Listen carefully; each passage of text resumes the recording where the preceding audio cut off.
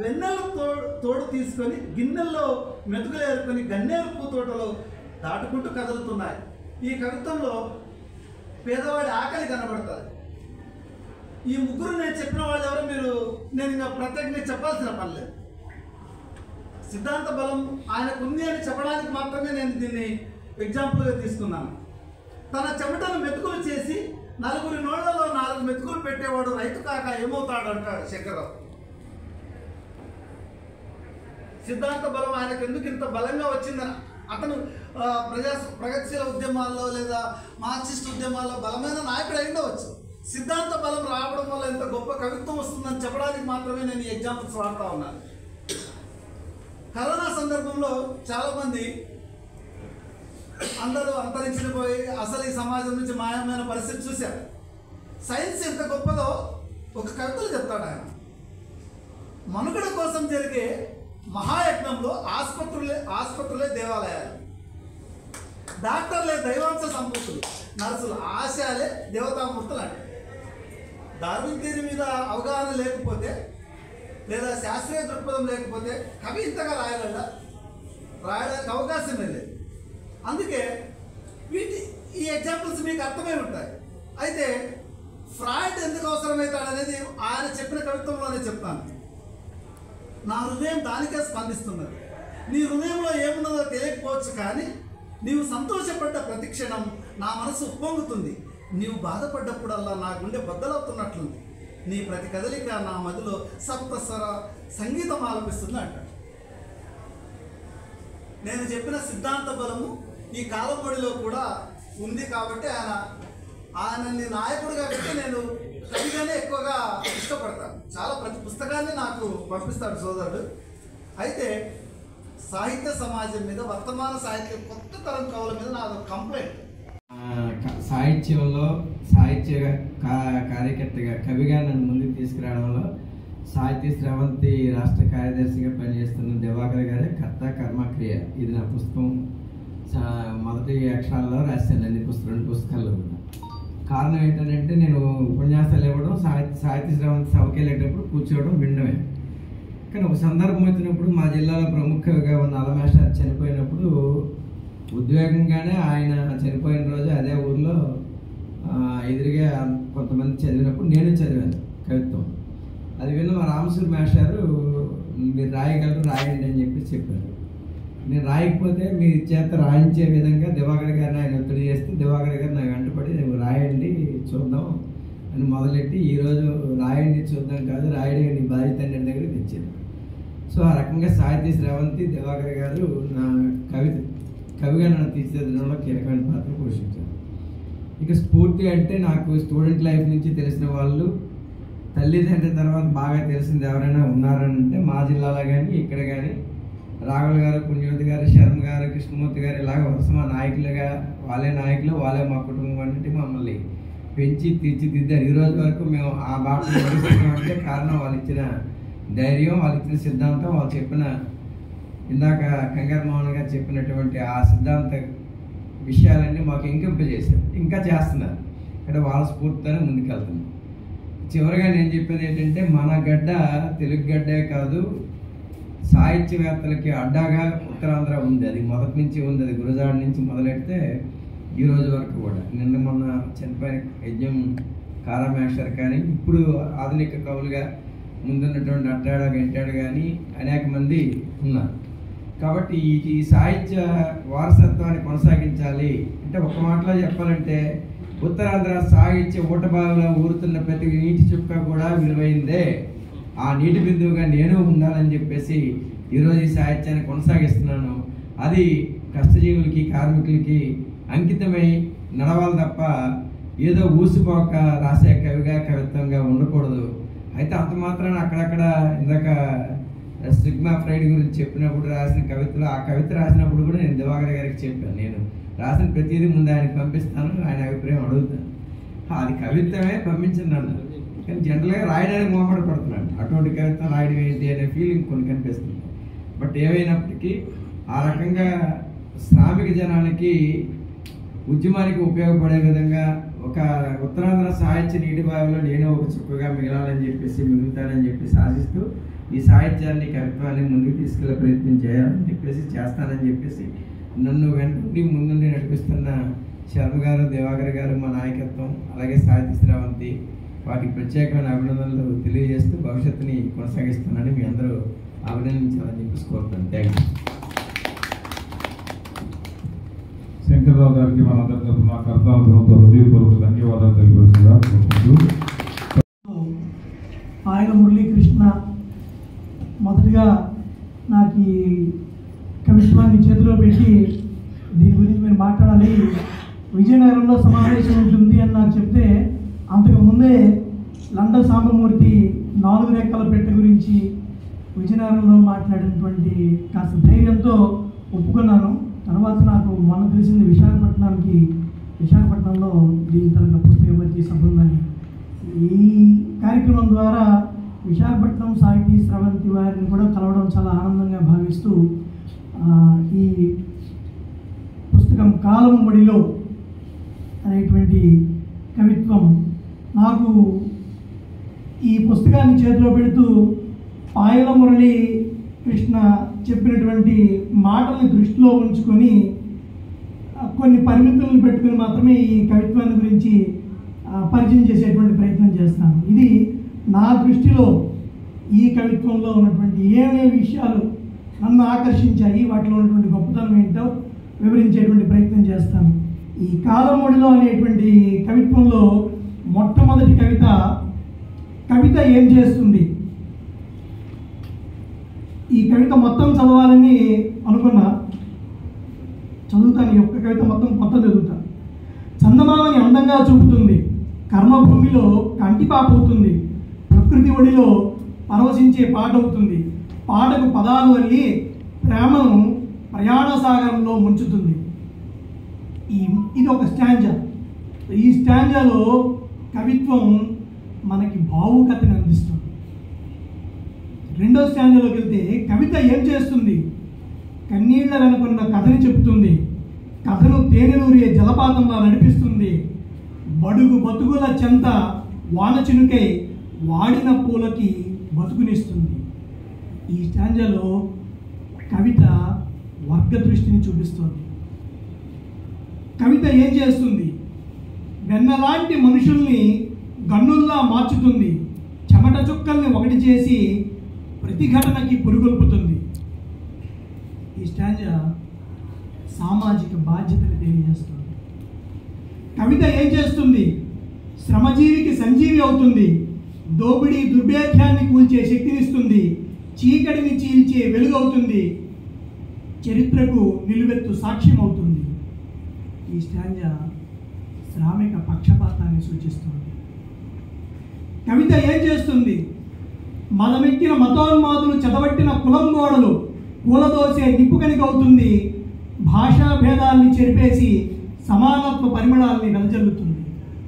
ఈ స్టాంజా కులమత భాషా భేదాన్ని వ్యతిరేకిస్తూ మనిషి సమానత్వాన్ని ఎలా పాటిస్తాడో కవిత్వం చెప్తుందంట. కవిత ఏం చేస్తుంది, వితంతు మెడలో తాడవుతుంది, వరకట్న పిశాచిని ఉరివేసే తాడవుతుంది, యవనికపై మెరుగవుతుంది, నింగి నేలను కలిపే చినుకవుతుంది. ఈ స్టాంజా సంఘ సంస్కరణ దృష్టిని తెలియజేస్తుంది. కవిత ఏం చేస్తుంది, నల్లజిముడు సంస్కృతిని బ్రహ్మజిముడితో నవీకరిస్తుంది, యుద్ధోన్మాద హృదయంలో శాంతి కపోతమవుతుంది, సైనికుని చేతిలో నిప్పులు చెరిగే ఆయుధమవుతుంది. ఈ కవిత సంఘ వ్యతిరేక శక్తుల పట్ల వ్యతిరేకత సూచిస్తుంది, ఆవశ్యకంగా ఎక్కడ మనం ఆయుధం అవ్వాలని సూచిస్తుంది. కవిత ఏం చేస్తుంది, యుద్ధ భూమిలో త్యాగాల పుష్పాలై విరగపూసే పూలవనమవుతుంది, తన కళ్ళలో బిడ్డను చూసుకునే తల్లవుతుంది, గద్దలను తరిమి కొట్టే ఎర్ర దండవుతుంది. ఈ స్టాంజా పోరాట తత్వాన్ని తెలియజేస్తుంది. చివరి స్టాంజా ఇది. కవిత ఏం చేస్తుంది, కార్మికుని చేతిలో జెండా అవుతుంది, కర్షకుని చేతిలో హలమవుతుంది, ప్రతిభావంతుని శిఖలో జ్ఞానజ్యోతి అవుతుంది, తిరుగుబాటుదారుల చేతిలో పోరు పతాకం అవుతుంది. కవిత కవుల చేతిలో కలమై చైతన్యధారలను నింపే పుస్తకం అవుతుంది, సమస్త జగతికి వెలుగుల ప్రస్థానం అవుతుంది. ఈ స్టాంజా కవిత్వం తాను ఏ రూపాన్నైనా ధరించి వ్యక్తం కాగలనేటువంటి అంశాన్ని చివరి ముగింపుగా తీసుకొస్తూ మొట్టమొదటి కవిత ఈ కవిత ఏం చెప్తుంది అనేది.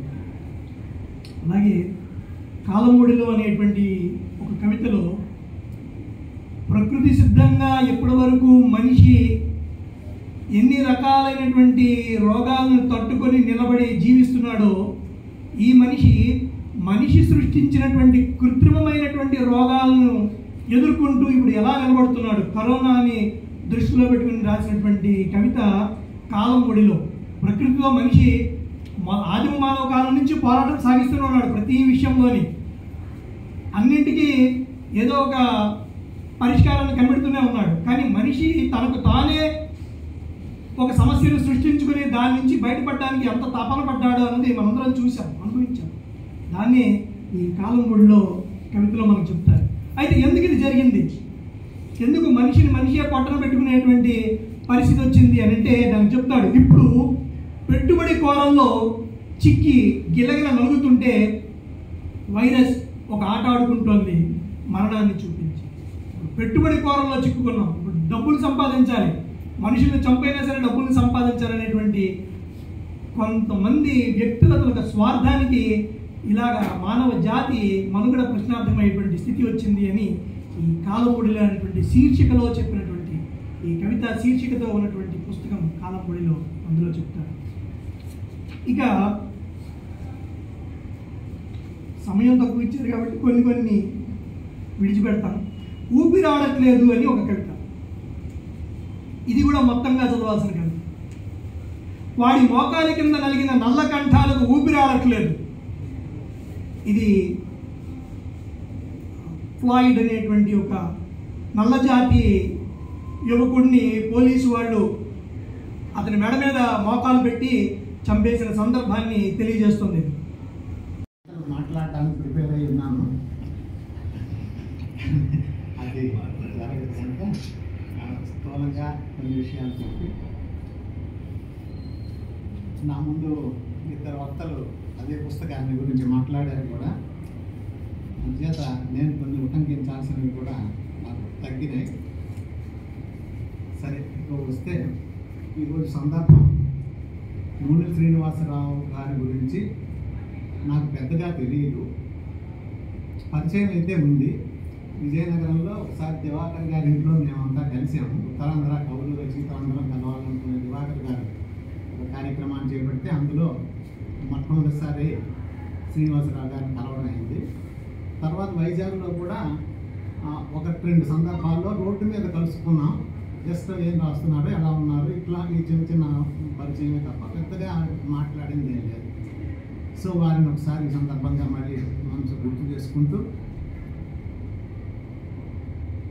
ఇప్పుడు మాట్లాడాలంటే ఏం మాట్లాడాలో అర్థం కాని పరిస్థితిలో అయితే ఒక తుఫాన్లా వెంకటకృష్ణ గారు 50 నిమిషాలు మాట్లాడారు, నేను రికార్డ్ చేశాను. తర్వాత మోహన్ గారు కొన్ని విషయాలు చెప్పారు, ఉదయకరణ్ గారు కొన్ని విషయాలు చెప్పారు.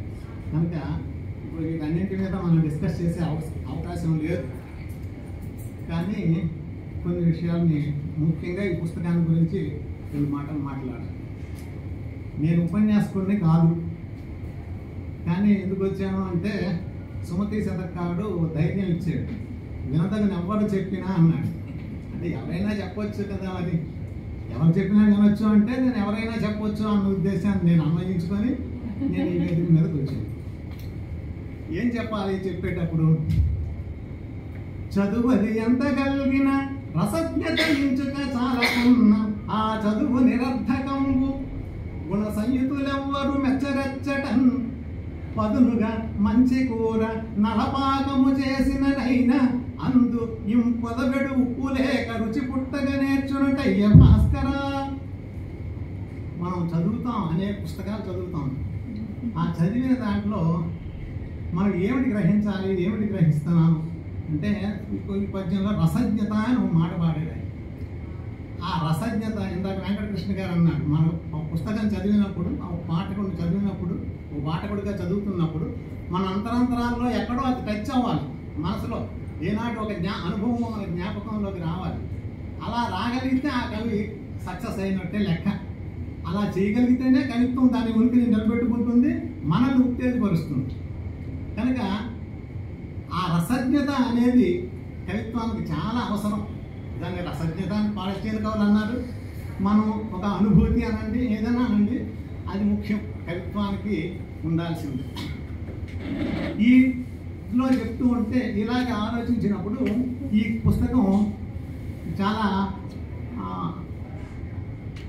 దాన్ని ఎలా చెప్పాలంటే చాలా ఎక్కువసేపు మాట్లాడితే తప్ప మనం అర్థం చేసుకోవడానికి కొంచెం ఇబ్బంది ఉంటుంది. ఈ రసజ్ఞత అనేది కొన్ని దగ్గర కవి చాలా హృదయాన్ని బాగా టచ్ చేస్తాడు. అబ్బా శంకరరావు గారు ఎంత బాగా రాశారా అనిపిస్తాడు. కొన్ని దగ్గర కొన్ని 1-2 సందర్భాల్లో ఇదేంటి ఇలా రాశారని కూడా అనిపిస్తాడు. అదేంటి ఎలా రాశారంటే నేను అన్నది భావానికి సంబంధించి గాంధీ గారి మీద ఒక పోయం రాశారు, అది చెప్తాను తర్వాత. నాకు అది నచ్చలేదు, ఉదాహరణకు చెప్తాను. మనం ఎక్కడ శంకరరావు ఎవరు, ఒక పార్టీలో నాయకుడు, ఒక సిద్ధాంత బలంతో ఉన్న వ్యక్తి. కనుక ఆయన ఉండాల్సిన ఒక వర్గ దృక్పథం అనేది మనకి ఉండాలి.